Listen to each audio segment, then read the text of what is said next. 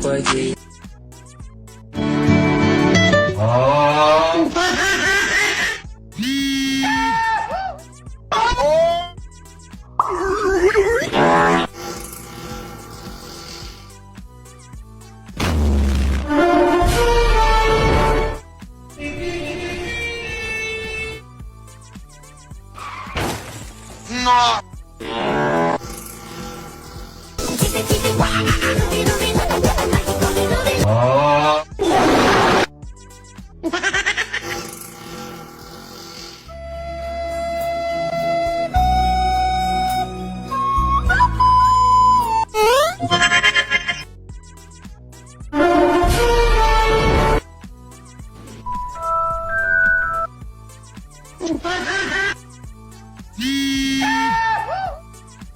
Hey, bro, watch your jet.